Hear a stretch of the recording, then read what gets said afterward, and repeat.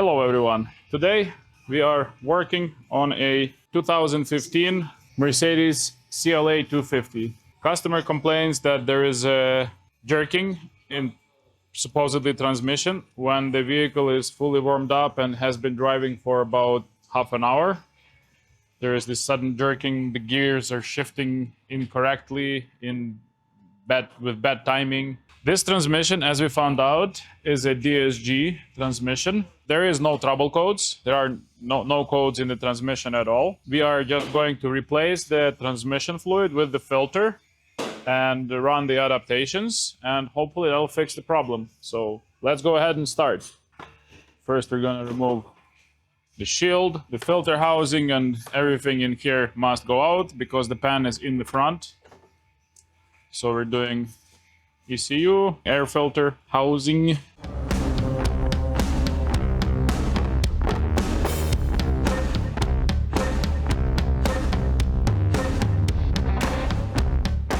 So this is our transmission pan right here. It's gonna have to be done partially from the bottom, partially from the top. So you would need a hoist or some kind of jacking device to be able to fit under the vehicle. This is a filter right here. Right here. That's the filter. Cartridge filter. And there is also one more filter inside the pan. So we're lifting up the vehicle to start removing that. We are draining the oil at the bottom. There is the drain plug.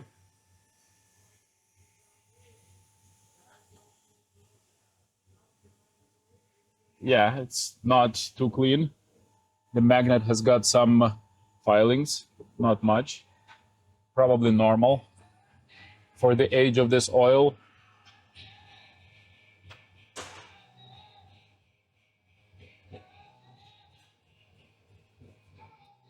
Yeah, I think we are going to fix this issue.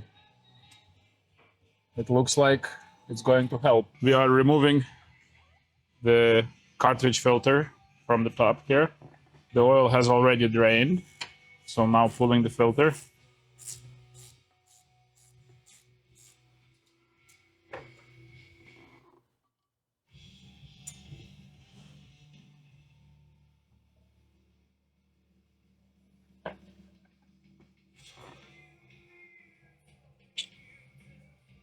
So it doesn't look too clogged, but definitely needed replacing.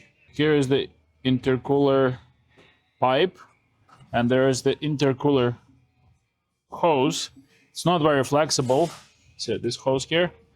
So it was on the pipe, and we had to remove it because it was too close to the pan, to the side cover in this case. And we put it just aside, just there's enough space to pull that front cover off.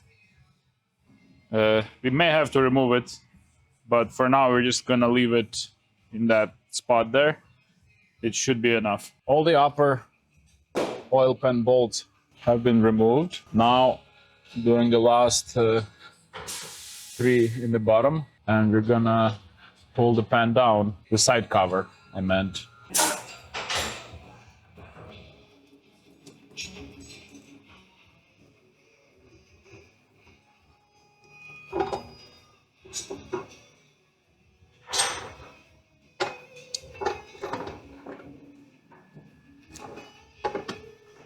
No metal in the side cover, so that's great news. Here's our filter.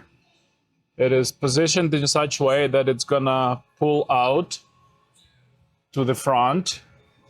Let's try and pull it out. It's not screwed to anything, looks like. It just pulls out. Or is it? It's just very tight. Yeah, there you go. It just pulls out to the front of the vehicle.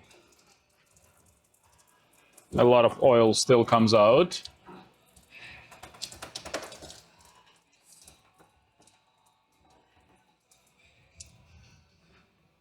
And that's how it looks like. And it is probably clogged. Nothing too visible, but yes, definitely there is some garbage in the filter. You just can't really see it. The date on it is 2014, which means it has never been replaced. It has been living in this car since it was new. Yeah, but I hope there was no damage to the transmission due to lack of this maintenance, but we'll see. Only time will tell. Here is our new filter. Looks the same, but clean. We're not able to get original today. We're using the Hengst brand. It is fine. It's probably just as good as original. Who knows, maybe even better. We have already installed the filter. Now putting the pan back on. It was pretty easy, straightforward job. Not too hard. It's just space is limited. Gotta wiggle it around so that it fits over nicely. There you go. Now just gotta run all those bolts in from bottom and top, and we're all set.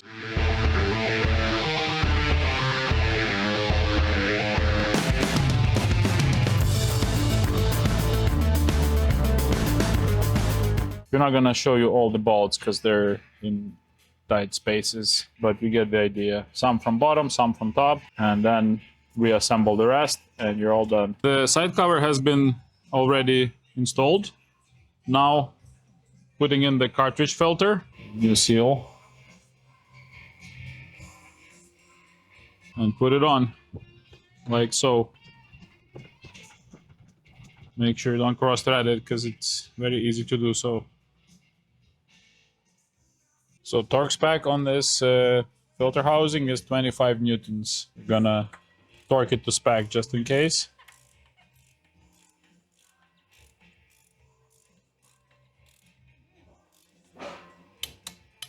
Good.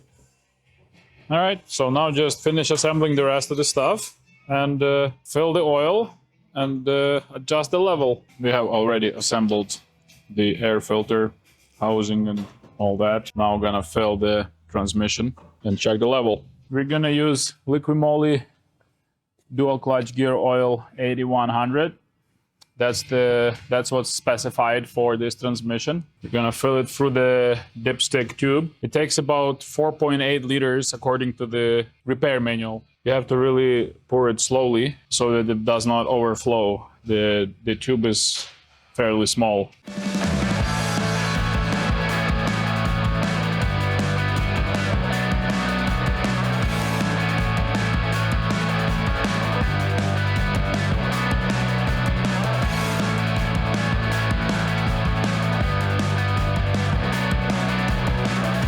All right, now we start the vehicle and take the scanner, check the temperature, and set the level according to temperature. Transmission temperature at 39 degrees. We need it at about 40, so that's the perfect temperature to measure the level.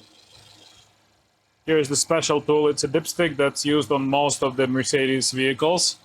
We still need a little bit more. It needs to be between second and third line, so we top it up. Decided to go through some gears while it's running.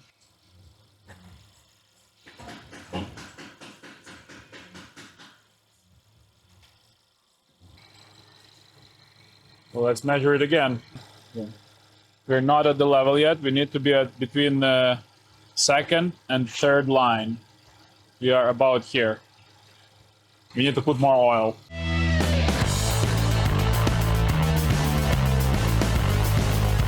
We have just reached 40 degrees.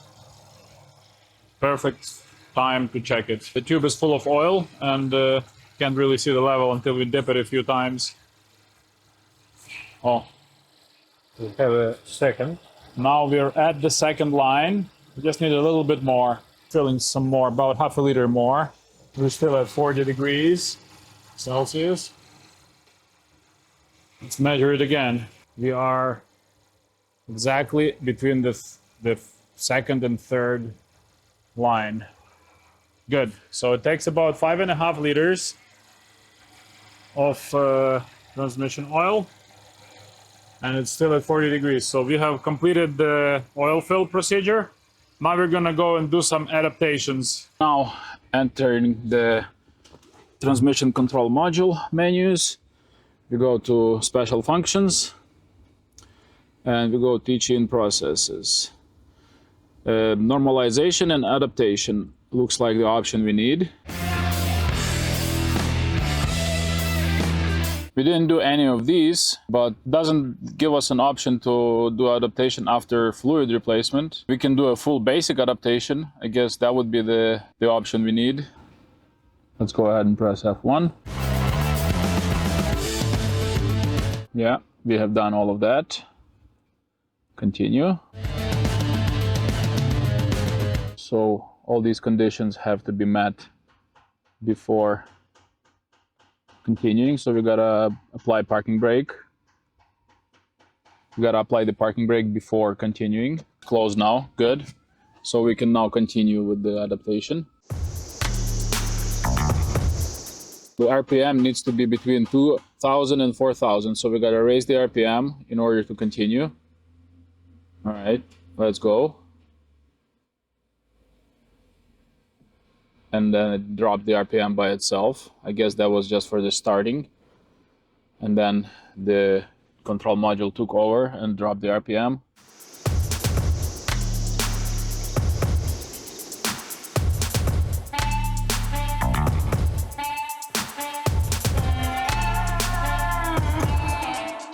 Brakes need to be applied, I guess. And it wasn't. Okay. Continue to depress the brake pedal. Oh, it's doing some shifting. We can feel the... Wow. It feels scary what it's doing now. But... Ooh. Ooh. Wow. Even the whole vehicle is shaking with this shifting. Wow. Feels like something is gonna break, like a drive shaft is gonna fall off. Quite an interesting adaptation. Wow. Too bad we can't really show you how it's shaking, but sitting in the vehicle feels really awkward.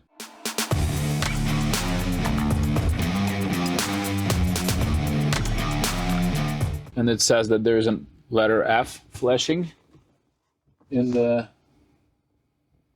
instrument cluster, and it actually is flashing. So that means it's running the adaptation.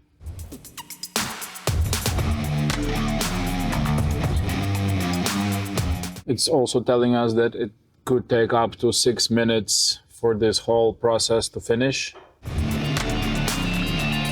This is the first time we're doing this adaptation on this transmission here, so I'm just as curious as you are, guys.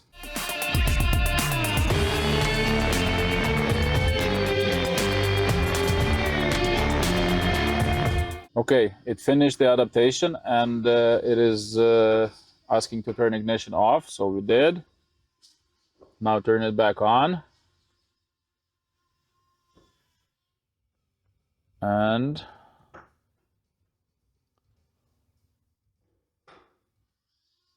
okay, so we have a successful result of adaptation. Now we just press continue.